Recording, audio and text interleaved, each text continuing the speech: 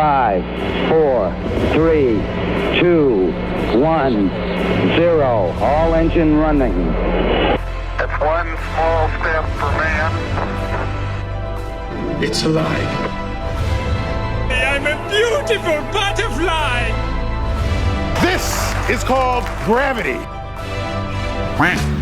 Fala, meus queridos ouvintes desse podcast maravilhoso, sejam bem-vindos a mais um episódio especialíssimo do Quark Podcast.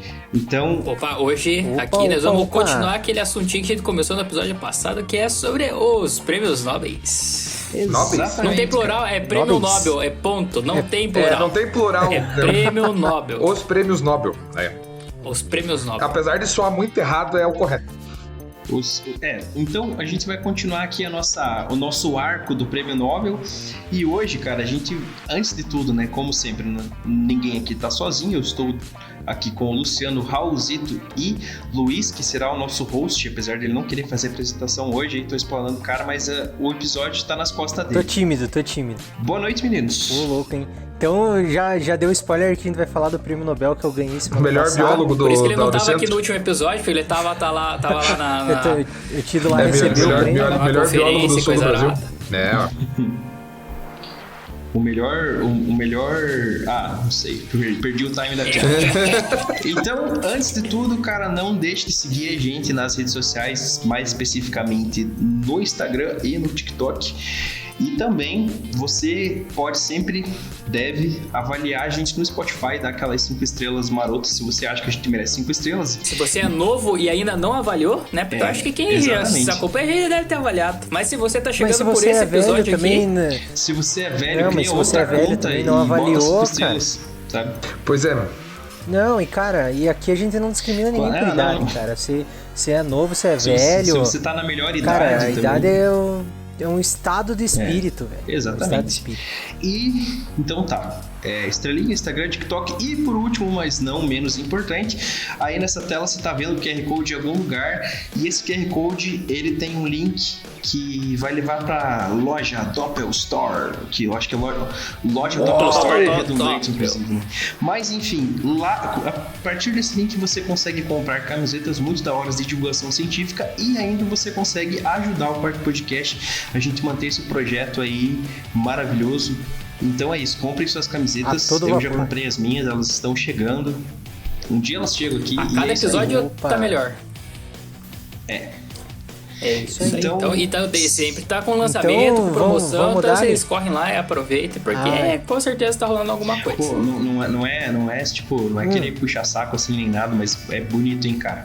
Os caras fazem umas artes o trampo dos caras, irmão. E se você comprou... Tem camiseta que brilha no escuro, cara. Tem umas camisetas assim lindas que brilham no escuro. Isso é massa. Então, aquela do gatinho do Schrödinger que brilha no escuro e ele tá morto. Cara, essa camiseta aí, você vai no departamento de Química ou de Física aqui da Unicentro, cara, tem uns 3 todo dia com uma dessa.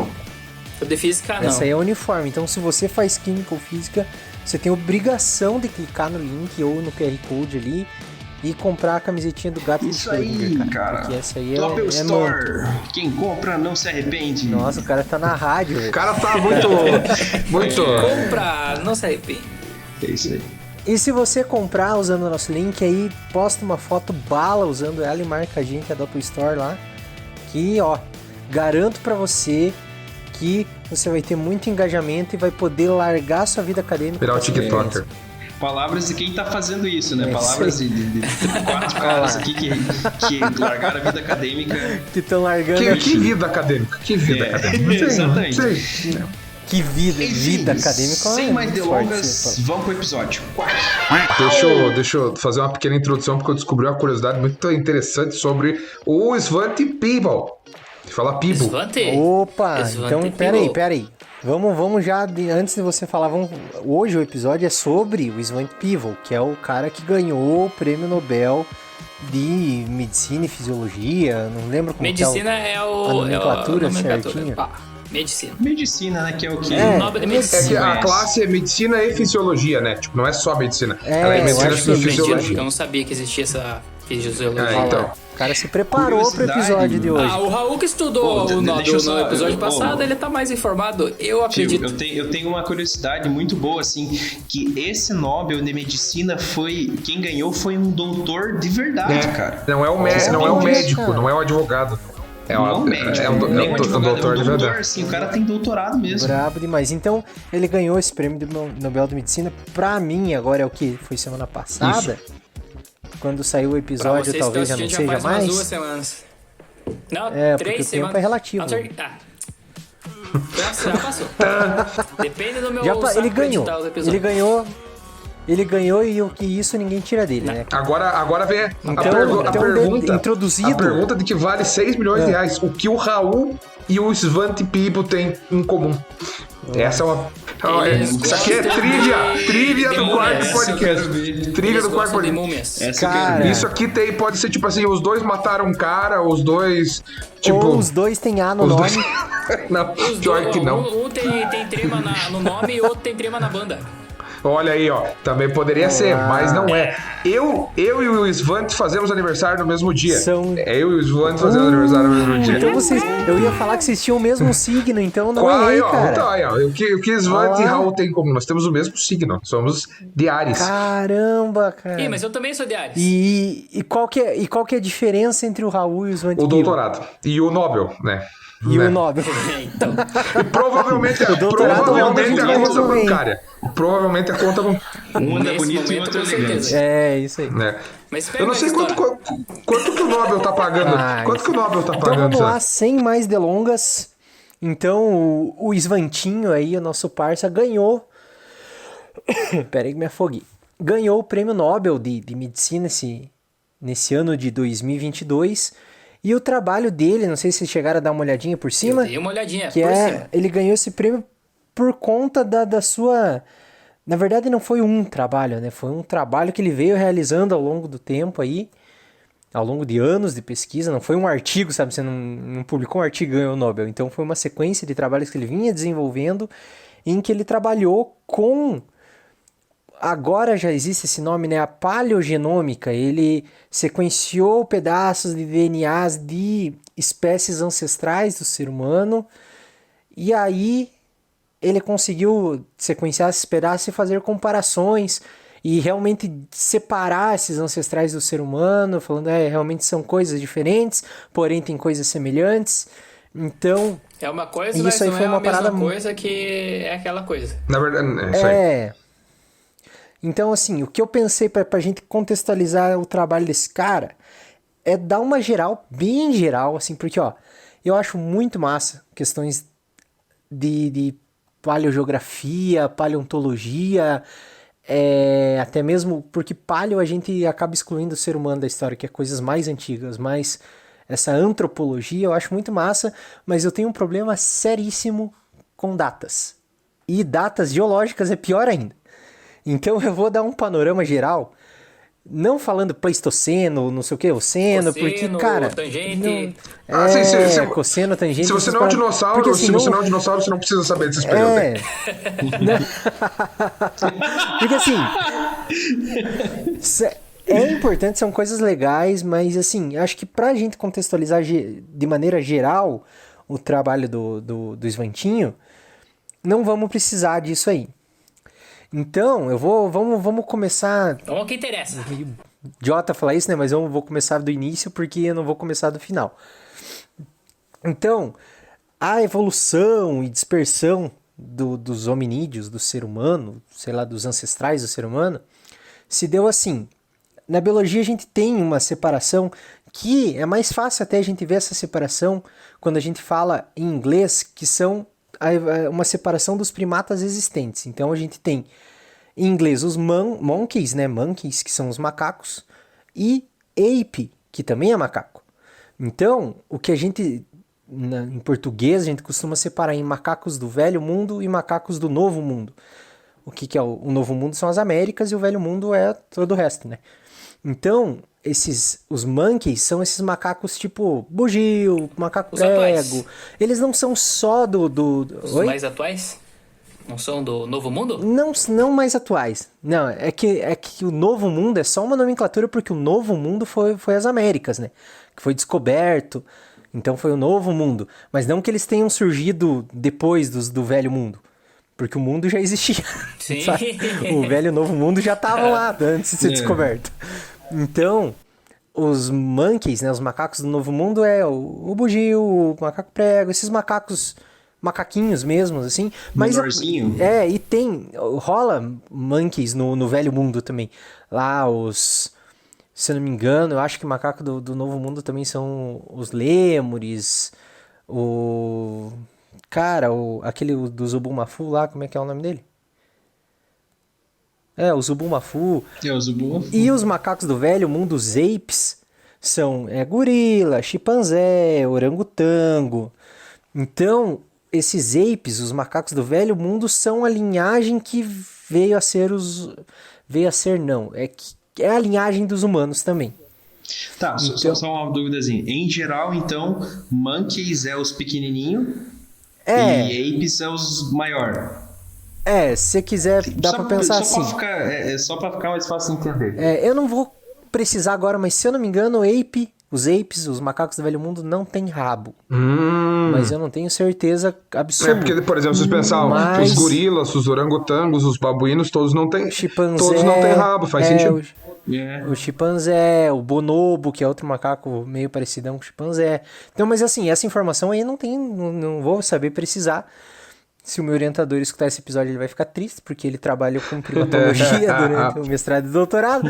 Mas eu não trabalho com primatologia, então eu não vou lembrar de cabeça isso. Mas assim, vamos pensando aí nos macacos do Velho Mundo, da onde surgiu essa linhagem de ser humano. Lembrando que se você não escutou o nosso episódio lá do comecinho sobre evolução, é importante escutar ele. Segundo episódio, então a gente ainda tava tudo envergonhado. Nessa era mesozoica eu nem tava no time ainda. Nessa era mesozoica não. Era no paleolítico do Quark Podcast esse episódio, cara. Mas assim, uma coisa que é legal eu relembrar disso. Evolução, para uma espécie nova surgir, a antiga não precisa desaparecer. Isso é muito importante a gente ter afiado na nossa cabeça. Não é aquela imagenzinha da evolução do ser humano, que é um macaquinho que vai virando o cara. Não é daquele jeito, não é uma escadinha. Não é que um virou o outro. Uma árvore, aí tem uma ramificação e as duas continuam. Eles viraram dois. Mas nessa explicação... Só fazer um pontinho, Luiz, veja como é interessante essa questão, né? A biologia, eu acredito assim, eu aprendi como escadinha mesmo. Acho que acredito que boa parte do ensino fundamental e básico ele ensina dessa forma. E a história também é ensinada dessa forma e também não é uma escadinha. Lembra? Se você pegar... Mas você concorda comigo que se fosse uma escadinha, se uma coisa virasse outra, a gente só ia ter uma espécie no mundo? Não faz sentido. Não faz sentido a escadinha. Sabe? Como que é diferenciar se um vira o outro? Então, não é uma escadinha. Então, as coisas coexistem. Isso a gente vai ver ao longo dessa minha explicação breve aí, que talvez não seja tão breve, que muita coisa coexiste. Então, assim, para nós acelerar a nossa evolução. Na África, a gente já... Não sei se vocês já estão ligados que a África é o berço da humanidade, foi lá que o ser humano surgiu. A gente vai ver que essa historinha aí gira toda em torno do continente africano. Então, no continente africano, eu não vou saber a era geológica, mas começou a ter um movimento de placa tectônica e começou a rolar o rift do continente africano. Uma separação. Que foi quando começou a surgir uns lagos ali no meio e tal. Esse rift separou duas linhagens de mamíferos. Uma galera ficou pro lado esquerdo do continente africano, outra galera mais pro lado direito. A separação não é bem no meio, mas é fácil visualizar que uma galera ficou para um lado, a galera ficou pro outro. Desses proto-primatas, assim, digamos. Então, a galera que ficou pro lado esquerdo do rift, pro lado ocidental, vai ser a linhagem que vai dar origem pros chimpanzés. Então, não nos interessa agora. E o que ficou pro lado direito é a linhagem que vai dar origem aos australopitecos. Que australopitecos é um gênero. Então, existiram várias espécies de australopitecos. Então, aí já separou. E o chimpanzé já ficou para um lado, nós pro outro. Então, assim, a gente não veio do chimpanzé. Sabe? A gente teve um ancestral em comum que uma hora uma galera foi seguir um caminho de chimpanzé e a outra galera seguiu um caminho de australopiteco. Então, nessa parte direita aí do continente, ficou o que veio a dar origem aos australopitecos. Então, várias espécies de australopitecos ocorreram nessa parte do continente africano. Inclusive, eles já usavam algumas ferramentas rudimentares. Então, eles já tinham uma certa, entre aspas, digamos assim, inteligência. E então, nessa parte direita do continente africano, que tinha os australopitecos, surgiu o primeiro Homo, o gênero Homo, que é o nosso gênero, né? A gente é o Homo sapiens sapiens, né?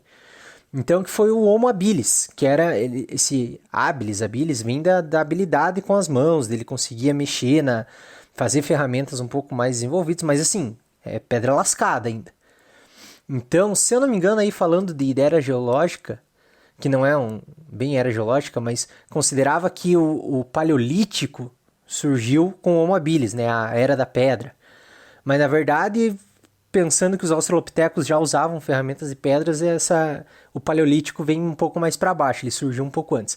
Mas não veio ao caso. Então, do australopitecos surgiu a linhagem dos Homo, que é o Homo habilis. E os australopitecos e o Homo habilis, eles coexistiram, eles eram contemporâneos. Os dois gêneros, né? A espécie Homo habilis e as espécies de australopitecos conviveram por alguns milênios, foi mal, alguns milênios juntos. E com o tempo da linhagem dos Homo habilis surgiu uma outra linhagem que era o Homo erectus. E o Homo erectus foi o primeiro hominídeo, eu não sei se não me engano é hominídeo, é uma nomenclatura certa. Foi o primeiro hominídeo a sair do continente africano. Então o Homo erectus ele subiu em direção à Europa e se espalhou até para a Ásia. E isso rolou porque, assim, estamos passando por eras geológicas, período de esquenta e esfria, as eras glaciais, os oceanos diminuem, então aparecem pontes geológicas, então continentes que eram separados acabam tendo naqueles estreitos, sabe? Estreito de Gibraltar, por exemplo, começa, em períodos ele fica seco e pode ter esse trânsito de espécies, então o Homo erectus, ao longo da sua existência, se espalhou e foi para essa região da Europa e Ásia. E da linhagem dos Homo erectus surgiu o Homo, eu anotei que esse nome é complicado, Homo heidelbergensis, homem de Heidelberg, alguma coisa assim. O Homo heidelbergensis não se tem certeza se ele surgiu na Europa, onde já tinha o Homo erectus e migrou para a África também, ou se ele surgiu nos Homo erectus que estavam na África e foi para a Europa. Mas é fato de que ele surgiu e se espalhou também pela Europa e África. E da linhagem desse Homo heidelbergensis aí é que vem o Homo neanderthalensis, que é o Neandertal. Então o Neandertal surgiu na Europa, porque os hominídeos já tinham se espalhado para a Europa e para a Ásia. Então lá na pontinha da Europa surgiu os neandertais, que são os que a gente pode dizer os homens das cavernas, né? Porque já tinha, talvez, o Homo erectus ou de Heidelbergensis utilizavam cavernas para se esconder, para se abrigar, mas o Neandertal é o que bateu o martelo, agora os hominídeos usam cavernas para viver. Então, os Neandertais, eles ocuparam essa região da Europa, principalmente. Ao mesmo tempo que o Homo heidelbergensis estava lá, ocupando essa região mais da Europa e da Ásia, Europa e África, e o Homo erectus também na região da África também. Então a gente tinha umas 3 espécies de homos coexistindo. Então peraí, só para recapitular. África, então, a gente tinha Australopithecus. Isso. E o Homo erectus. O Homo erectus. E daí depois... Daí o Homo erectus foi para a Europa e Ásia. Uhum. E daí não se sabe ao certo se o Homo heidelbergensis lá surgiu na Europa ou na África. Ele pode ter surgido nos dois, mas o que interessa é que ele surgiu em um deles e foi para o outro também. Então ele existia tanto na África quanto na Europa. E desse Homo heidelbergensis aí, vem a linhagem dos Neandertais, que se espalhou pela Europa e até chegou ali na Eurásia, né? Chegou à Europa, um pouco mais para a Ásia também. E também surgiu do Homo erectus, que estava mais para a região da Ásia, o Homo Denisova, acho que é Denisova, o jeito certo de falar, que é um cara novo, que foi, esqueci o nome do cara do Nobel, de tanto Homo que eu tô falando, o Svante.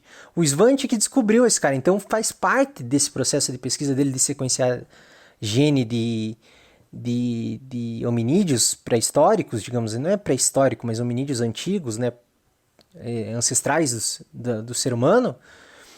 Ele sequenciou e descobriu essa nova espécie. Então, o Homo denisova, que ficou mais para a região da Ásia, enquanto o Neandertal ficou na região da Europa. E até então a gente não tem o Homo sapiens, mas a gente tem umas 3 espécies de Homo aí vivendo contemporaneamente. Então já faz parte dessa pesquisa do ganhador do Prêmio Nobel a descoberta desse Homo denisova aí. Depois a galera chama, acho que um nome de denisoviano, igual fala em Neandertal.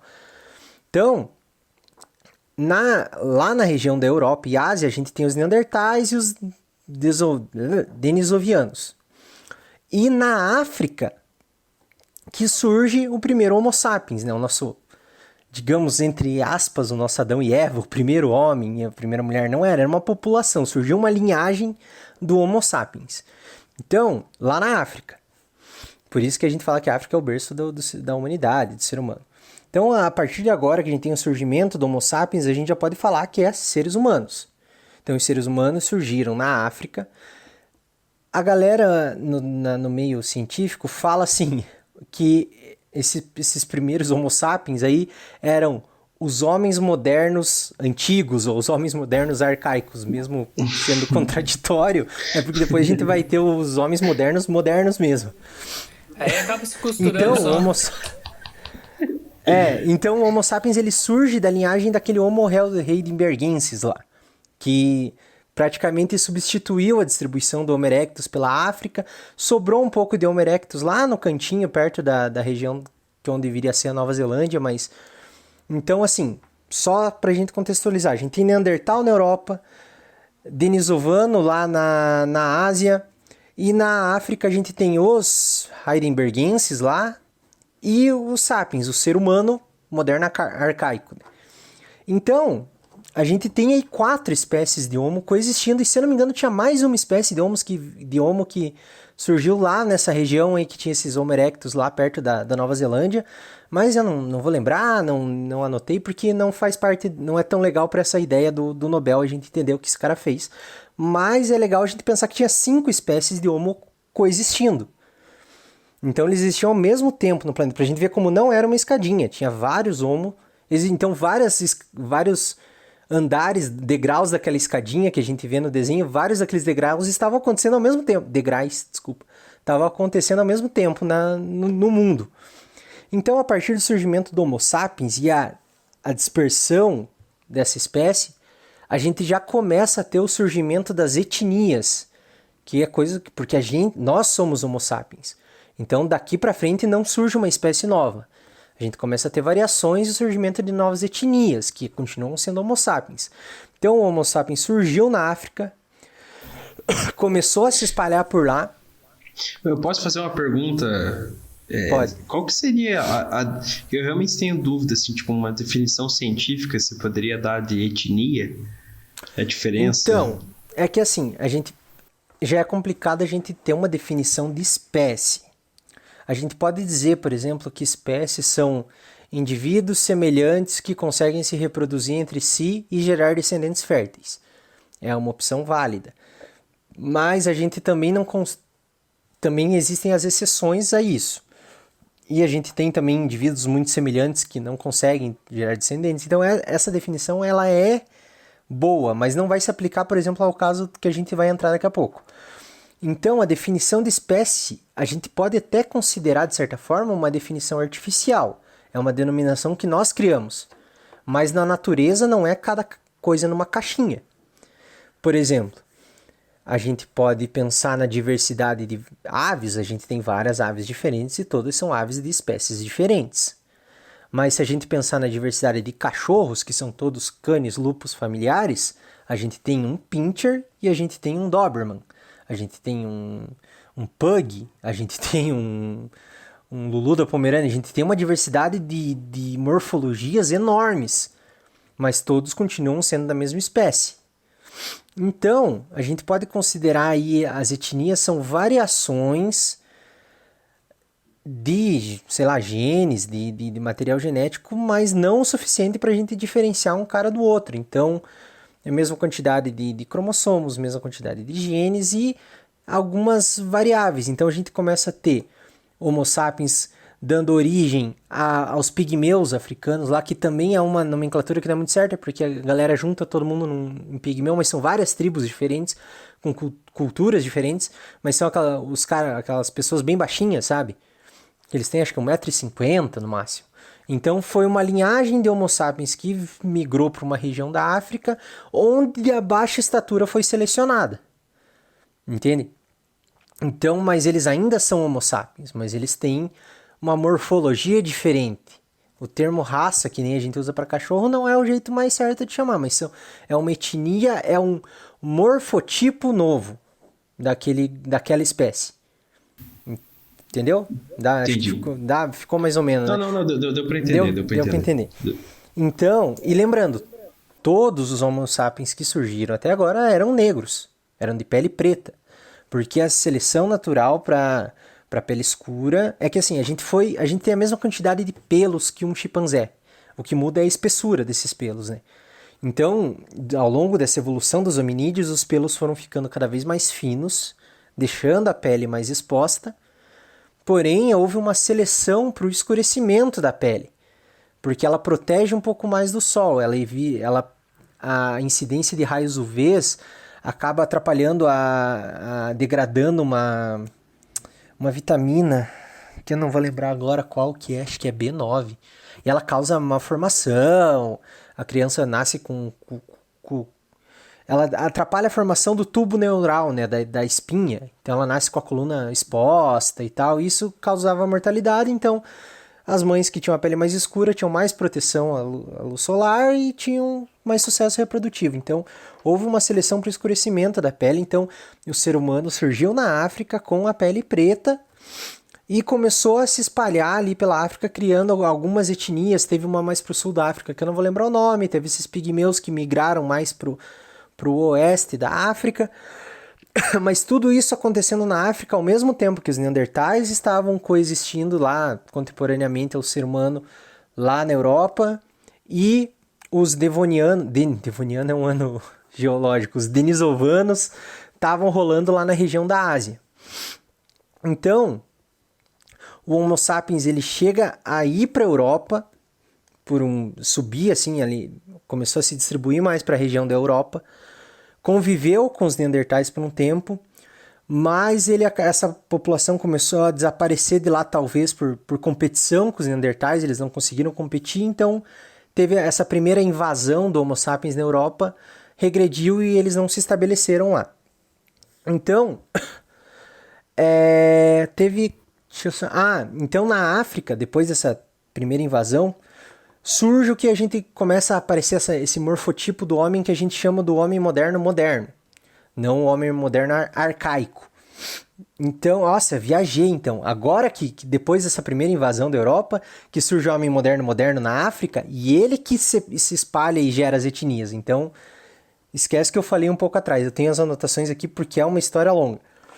Enfim, não vem ao caso também, a ideia continua a mesma, o Homo sapiens vai se espalhando na África, criando etnias e criando morfotipos diferentes, e o Homo sapiens migra para a região da Ásia. Então, esse Homo sapiens, cara, eles já usavam tipo barcos, não canoas, mas barcos primitivos, eles já conseguiam se deslocar pela água, atravessar alguns estreitos de mar, conseguiam se movimentar muito antes de chegar na Europa, enquanto tinha só Neandertal na Europa. E o Neandertal também não é o cara mais burro do mundo. Ele usava ferramentas, tanto que a pintura rupestre mais antiga encontrada foi na Europa e foi no período dos Neandertais. Então eles faziam pinturas nas cavernas, eles tinham rituais, eles tinham túmulos que remetiam a talvez deuses ou crenças, então eles tinham uma cultura. Mas é que na nossa percepção eles eram os uga-uga, lá, os homens das cavernas que não faziam nada e eram totalmente primitivos, e o Homo sapiens era tipo o elo perdido, né? Os Neandertais eram o elo perdido, enquanto o Homo sapiens era o superior. E não, os Neandertais tinham um certo desenvolvimento tecnológico também. Mas o Homo sapiens saiu da África, foi migrando ali para a região da Ásia, esse homem moderno, né? Então, e dali da Ásia ele se espalhou um pouco para a região da Ásia e subiu novamente para a Europa, lá pela região do Oriente Médio. Então, nessas subidas dele aí, ele, assim, também é trabalho esqueci o nome do cara de novo, do Svante, que sequenciou esses genomas, e ele foi encontrado hibridização entre o Homo sapiens e essas duas outras linhagens de hominídeos. Então esse cara ganhou o prêmio Nobel porque ele conseguiu não só provar, porque não sei se era bem somente uma hipótese, mas ele encontrou essa evidência de que esses Homo sapiens que foram para a Ásia e subiram para a Europa, além deles serem convivido com os Neandertais e com os denisovanos lá, eles tiveram hibridização, eles se reproduziram entre eles e misturaram esses genes. Então, aí que está aquela questão da espécie lá, que a espécie são indivíduos iguais que produzem descendentes férteis. O Neandertal e o denisovano são espécies diferentes do homem moderno, mas eles conseguiram se reproduzir e conseguiram gerar descendentes férteis. Então, eles tiveram híbridos das duas espécies. Então, aquela definição de espécie não se aplica tanto nessa questão, porque eles geraram descendentes férteis. Mas então o homem moderno, ele socializou com os Neandertais. Existem pesquisadores que acreditam que eles tiveram relações colaborativas, que eles se ajudavam, que eles trocaram tecnologia e se reproduziram entre eles. Então, e o trabalho do Svantzel aí, esqueci o nome, do Svante, foi provar isso. Ele conseguiu sequenciar ele começou sequenciando genomas mitocondriais, porque o DNA se degrada muito e acaba tendo interferências de bactérias ou até do ser humano que foi mexendo no material, acaba contaminando. Mas ele usou o DNA mitocondrial, porque a gente tem o DNA mitocondrial, o DNA celular, o nuclear é um único DNA. Mas na mitocôndria a gente tem várias cópias do DNA mitocondrial. Então é mais fácil você conseguir achar pedaços íntegros do DNA mitocondrial. Então ele começou sequenciando o DNA mitocondrial, tanto do Neandertal quanto dos denisovanos lá, que foi uma espécie que ele encontrou. E depois ele conseguiu, usando um osso lá de 20 mil anos, 30 mil anos, um fragmento de osso, ele conseguiu sequenciar uma parte do genoma dos Neandertais, e ele percebeu que as linhagens humanas, que são descendentes desses homens europeus, tem até cerca de 1 a 4, ou eu cheguei a ler 6% do genoma híbrido, do DNA dele, com 1 a 6% desse genoma neandertal no seu genoma, assim como as populações que são descendentes dessa linhagem do Homo sapiens da Ásia, tem genoma dos denisovanos no material genético deles. Então a gente tem, pensando até, sendo contraditório, como o Homo sapiens, entre aspas, gigante, não quero parecer nada, entre aspas, gigantes, os Homo sapiens africanos como a espécie mais pura, entre aspas, enormes, mas Nossa como senhora. o Homo sapiens com menos hibridização, e isso não é 100% comprovado ainda, porque pode ser que o Homo sapiens da África tenha rolado hibridização com outras espécies de Homo que tinham ali na região africana, mas a conservação do material genético, conservação de material biológico nos trópicos, na região tropical, é muito complicado, porque é uma região muito quente, muito úmida, então ela não favorece nem a fossilização e nem a preservação de tecido, nada. Então a gente tem pouca informação disso. Então pode ser que tenha rolado hibridização de Homo sapiens com outras espécies de Homo na região da África, mas o que a gente conseguiu comprovar é que parte dos Homo sapiens que foram para a Europa hibridizaram com Neandertais. E parte dos Homo sapiens que foram para a Ásia hibridizaram com os denisovanos. Então, isso é fato. Isso foi o que o Svante conseguiu comprovar. Ele sequenciou o DNA e encontrou DNA Neandertal em pessoas de origens, de linhagens da Europa, e encontrou DNA denisovano em pessoas de origem de linhagem asiática.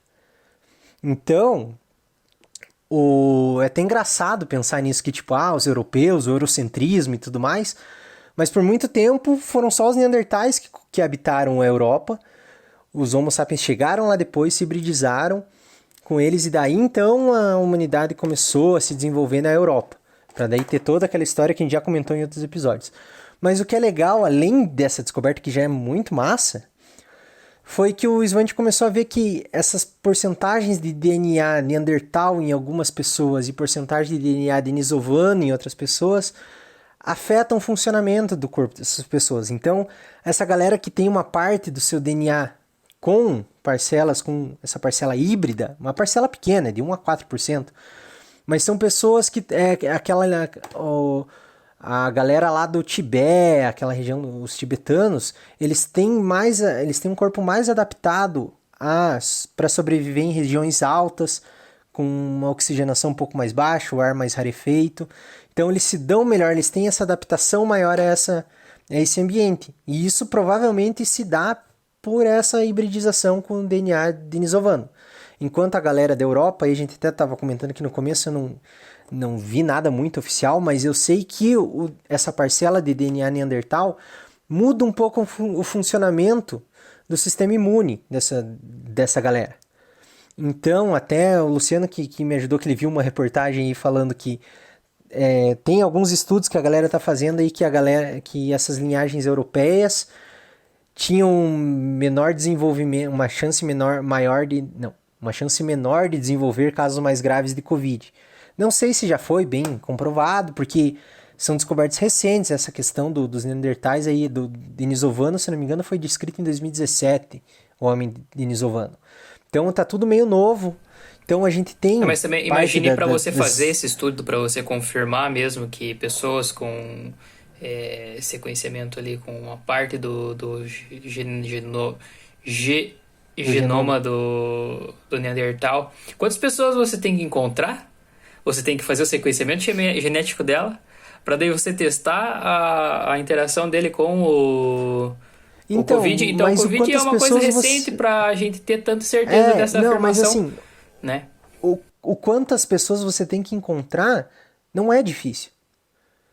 Cara, o homem moderno que foi para a Europa que se hibridizou com o Neandertal. Não é um negócio tão antigo.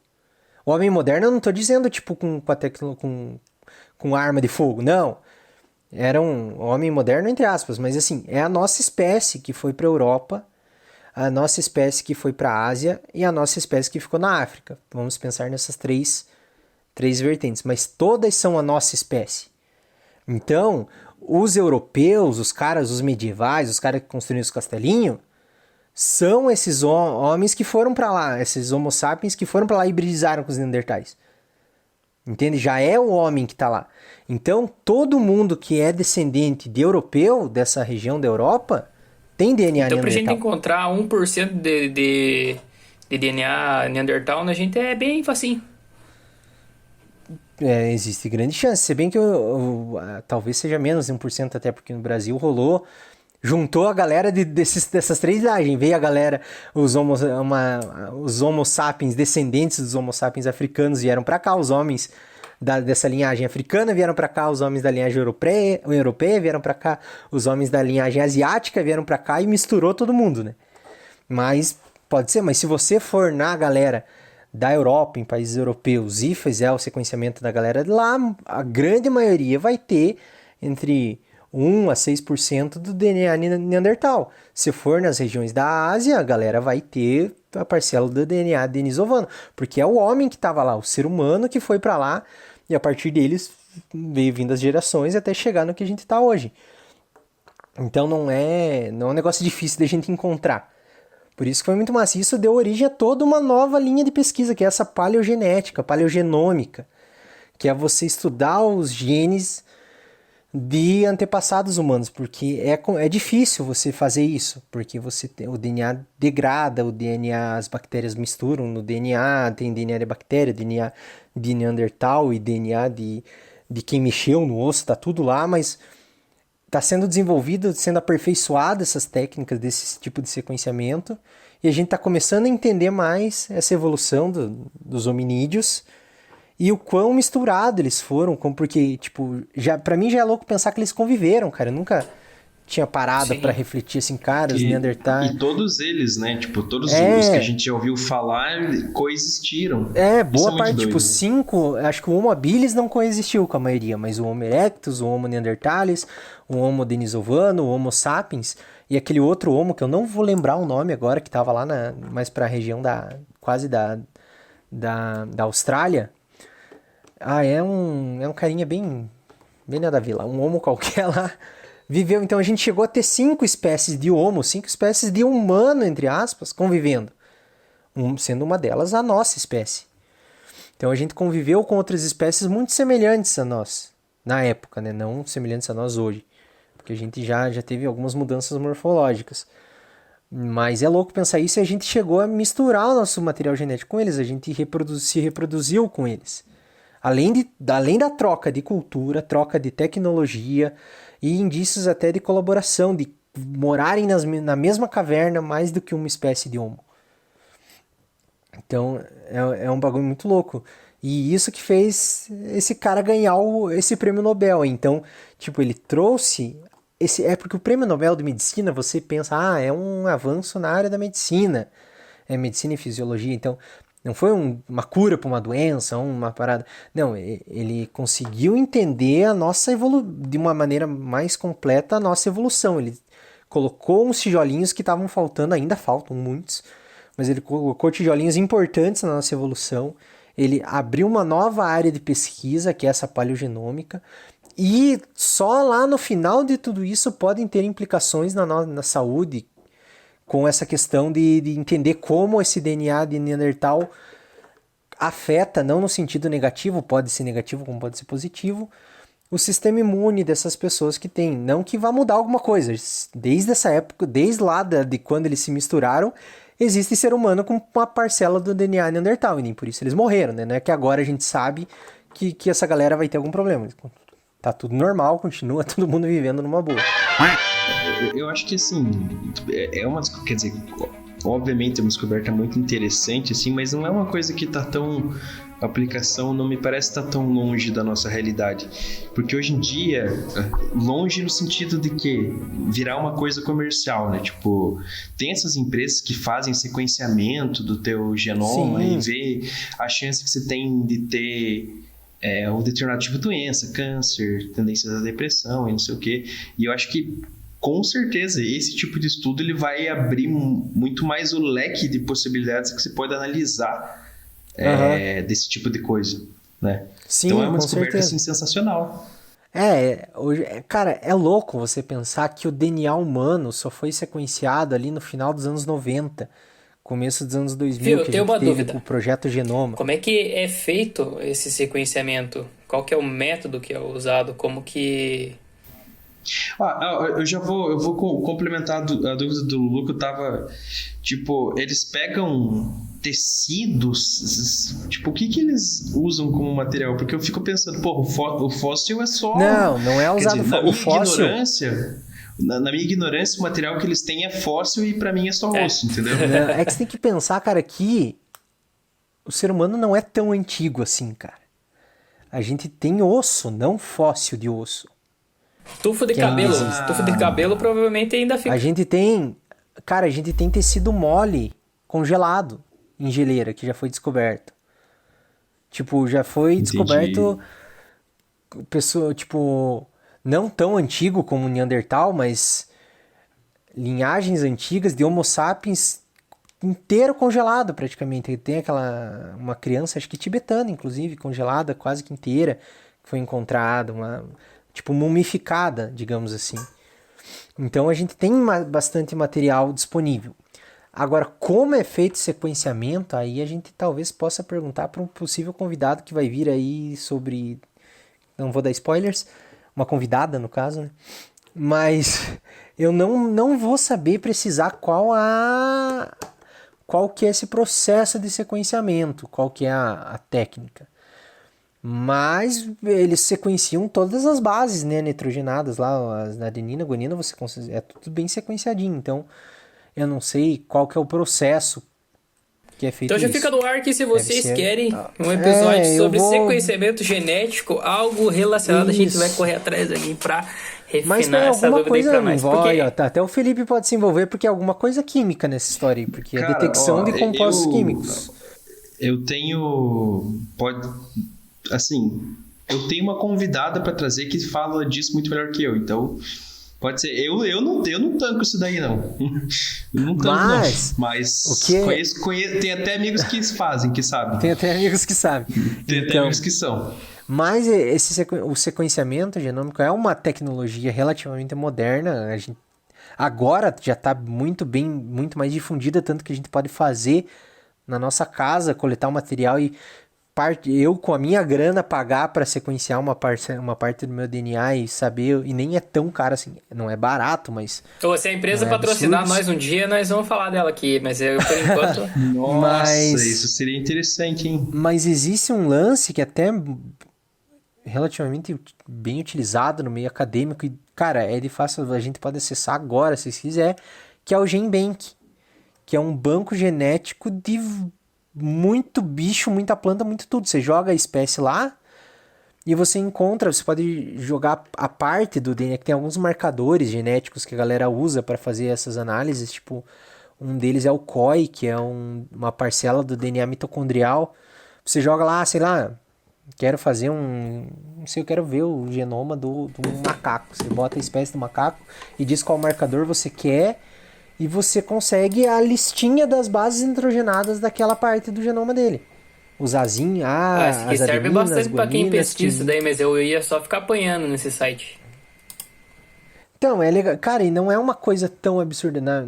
Eu fiz no meu mestrado, numa disciplina lá, a gente pegava tantas espécies lá, baixava os dados genéticos, alinhava e fazia uma árvore filogenética com essas espécies a partir de dados moleculares para ver quem era parente de quem, sabe? Então, é uma coisa que tá ao nosso alcance hoje em dia. É muito bom porque muda muito, porque até antes desse desenvolvimento de sequenciamento de genoma, a gente usava muitas características morfológicas das coisas, a gente usava a forma das coisas para classificar os seres vivos. Então, o que era parecido, a gente deixava junto. O que não deixa de ser válido ainda, a gente continua deixando junto o que é parecido, mas não o que é parecido morfologicamente, não o que tem a forma parecida, mas o que tem o material genético parecido. Então, quanto mais parecido o material genético, mais juntinho você vai estar numa filogenia. Então, tanto que o advento dessa ciência molecular e genômica mudou muito a organização dos seres vivos. E continua mudando. Agora a gente já está adicionando hominídeos novos na nossa filogenia de homos, né? Homus parece aquela parada de comer, né? Humus, né? É humus? É o homus? Sei lá. Não, Homus. é o homo do gênero homo, né? Do homo sapiens. Então a gente está adicionando gente nova e a gente está entendendo as relações, tanto que a gente viu que a gente tem partes de DNAs de outras espécies no nosso DNA. E isso não é novidade, a gente tem partes do nosso DNA que são DNAs de vírus que nos infectaram ao longo do nosso processo evolutivo. Mas agora a gente sabe que tem partes do nosso DNA de outras espécies de hominídeos. Então algumas parcelas, algumas linhagens de ser humano são um pouquinho, mas são híbridas com outras espécies. E o que é muito louco, por isso que esse cara ganhou o Prêmio Nobel de Medicina e Fisiologia. Baita, rolê legal. Você sabe de quando Isso foi esse aí. estudo dele? Cara, ele começou isso aí, se eu não me engano, foi no século passado ali. Não vou precisar agora se foi nos anos 90.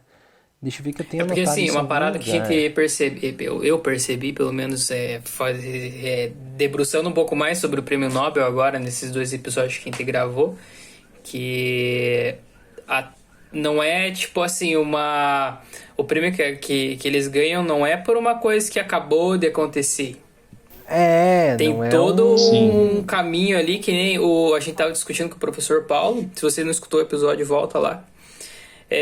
A gente discutiu que ele achou que um dos ganhadores do Prêmio Nobel de Física já tinha ganhado o Nobel de Física pela descoberta dela, porque já faz tempo que ele já determinou. O trabalho já rolava nos anos 80 já, né? Falou, acho que no meio dos anos 80, início dos anos 90, já estava em desenvolvimento o trabalho. Então, e esse cara aí, que esqueci o nome de novo, cara, que nome difícil. Svante. Lembra só do Pebble? Também é difícil, cara.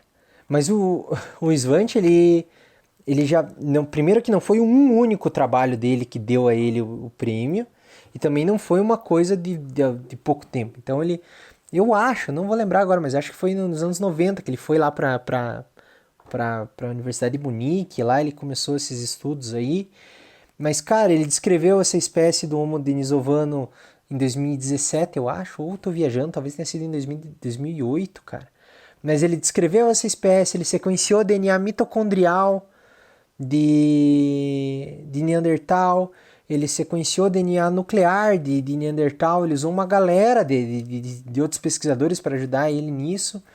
E depois, além disso, ele conseguiu encontrar uma parte de DNA Neandertal no genoma humano, então, de algumas pessoas. Então, cara, foi muitos trabalhos. Acho que ele deve ter publicado pelo menos aí uns 2 artigos, eu chuto. No mínimo. Deve ter sido uns 10. Uns 2, 3. Mas Pegou a tipo, B4 ali, uma B3. Talvez acho que 4 se considerar uma revisão bibliográfica num deles. Isso. Não, ele publicou aqueles 2 que precisa pra defender, né? Só aí, tá bom. Só pra pegar o diploma, tá ligado? Mas faz sentido, né, cara? Tipo, demorar tanto, tipo assim, ser uma pesquisa antiga, né? E, tipo, digamos, só ser reconhecida agora. É um trabalho de uma vida, né? Mas a gente tá ali... Se você começar a dar uma acompanhada nos artigos de qualquer área, você vai ver que quase todo ano surge um conceito novo, uma metodologia nova, uma nova descoberta, e que às vezes ela cai em desuso, às vezes ela é refutada, às vezes ela é aprimorada. A ciência ela é cautelosa até para dar os prêmios justamente por isso, no meu entendimento. É justamente por isso, porque hoje eu posso fazer uma descoberta que amanhã, tipo, alguém vai lá e me refuta e fala, você na verdade você só não soube tratar teus dados, tá tudo errado. A partir do momento que aquela descoberta então, tipo, começa a construir uma sequência de outros estudos ali que vão corroborando com a tua descoberta, que nem que foi o que aconteceu com o Prêmio Nobel de Física, né? Para vocês dois que não participaram da gravação e não escutaram o episódio ainda, basicamente esse Nobel passado, esse Nobel desse ano, foi baseado em todos os estudos que resultaram no uso da computação quântica que a gente tem hoje em dia. Que foi um prequel do nosso episódio sobre Olha lá. O episódio 36 é um prequel do episódio 7. Da computação quântica. E assim, também o Svante ganhou o prêmio, mas assim, ele não fez sozinho, né, cara? Teve muito IC, TCC, mestrado, doutorado, trampando com isso aí. Isso é um ponto. Teve muitos outros pesquisadores que ajudaram ele. Limite de tamanho atingido. Vou falar só um negocinho e ver se dá tempo.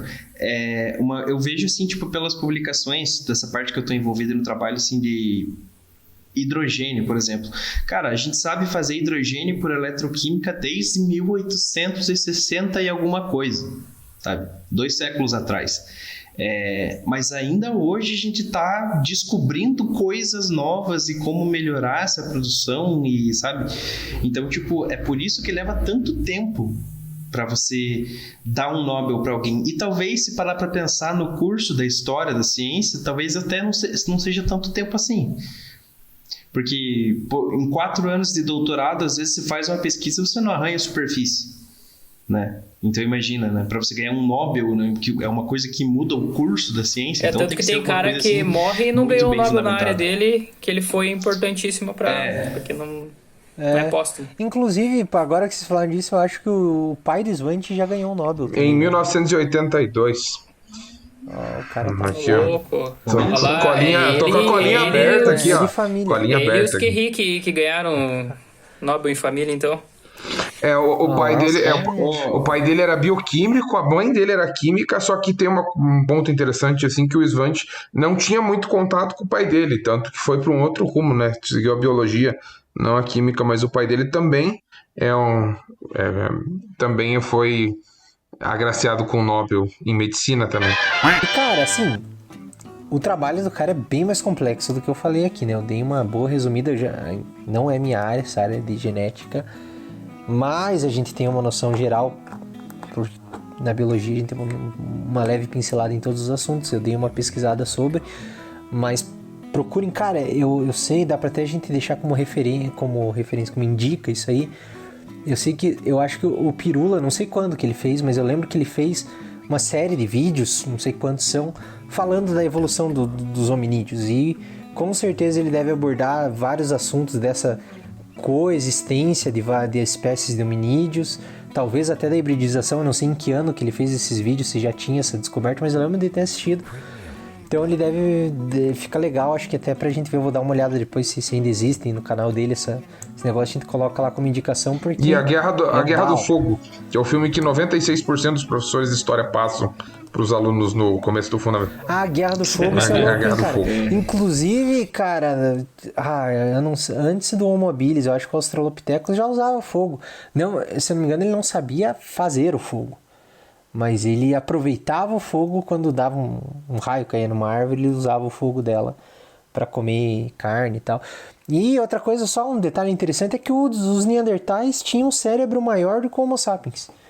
Então, por algum motivo, Olha rolou só. uma pressão seletiva aí para diminuir o tamanho do cérebro de todos os seres humanos do planeta aí. Tem um cérebro um pouquinho menor do que o Neandertal, que a gente fala que é os burrão. Mas tamanho de cérebro também não necessariamente significa inteligência, né? Tem uma galera que tem mesmo pra tamanho você de que cérebro. tá preocupado, a ciência confirma que tamanho não é documento. Ah, Pode lá, seguir em tá paz. tudo certo, cara, tá tudo Pode certo. ficar tranquilo, Ó, meu tem uma chapa. playlist lá, ó, a playlist é Entenda a Evolução com o Pirula. Tem aí, Perfeito. então... Entenda a vamos- Evolução no canal do Pirula. Ah, mas tem que ver se tem a parte dos hominídeos. Depois vocês procuram lá. O Homem de 300 mil anos tem um aqui. Ah, deve ter então. Se tem isso, deve ter. Então, fechou? É isso aí, então. Beijo Beijão no aí, coração de galera. vocês, de novo. Mais um episódio que eu fiquei falando pra caralho. Agradecemos vocês por acompanharem até aqui. Não se esqueçam daqueles avisinhos lá do começo, que é: procure o que tá aqui em cima, @Quark no TikTok e no Instagram. Se você tá assistindo no YouTube, porque tem uma galera que acompanha a gente no YouTube, se inscreve aqui, porque o YouTube, acredito que ele espalhe para outras pessoas, além de quem já acompanha pelo Spotify. Então a gente tem essa liberdade também de, se vocês acompanharam e tem uma retenção boa aí durante o episódio, o YouTube indica a gente para outras Bala pessoas demais. e a gente divulga. Doppel Store. Doppel. Aí, a Pô, Doppel mas tinha que também. colocar tipo um Doppel Store que nem Jequiti, sabe?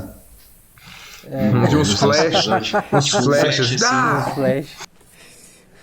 Dá pra colocar, só tem que ver o que nós colocamos além do logo da Doppel. Compre na Doppel Fazer um Store. BG. Faz Fazer um uma BG e foto colocar. do Luciano só com uma camiseta da Doppel, sem mais nada, e Sem mais nada. Doppel Store. Só um framezinho. Aprovado. Só a parte de cima. E então, compra na Doppel. Se vocês comprarem, marquem a gente e vistam divulgação científica. Além Isso aí. disso, se você, um recado que eu roubei do Luiz, que é: se você conhece alguém que faz ciência, que tem interesse em falar sobre o assunto, que queira um espaço, né? Porque aqui é um espaço Ou se democrático. você a gente- mesmo, né? Não precisa conhecer alguém, vai que você mesmo. Pode ser Você você. pode indicar, tanto quanto você pode querer vir ou faço isso aqui, quero gravar um episódio com vocês, gosto muito do podcast de vocês. Vocês são muito bons em fazer isso que vocês fazem, eu quero fazer também. E aí você vem e faz com nós aqui e se torna aí um divulgador científico da tua área para você falar o que você faz. Então é isso aí. Fechou? Quero agradecer a banca que estava aqui hoje. Hoje nós conseguimos reunir. Cara, todo mundo, o alinhamento planetário. É por isso que tá frio em outubro. Quando a gente se junta os quatro, altera o funcionamento da Terra. É muito. É igual aquela super lua que acontece uma vez a cada 1 milhão de anos, mas tem todo mês. Isso, tá A lua vermelha, né, também. É a lua vermelha. É isso aí, então. Beijo. Beijo, gente. Beijo no coração de vocês. Valeu. Tchau.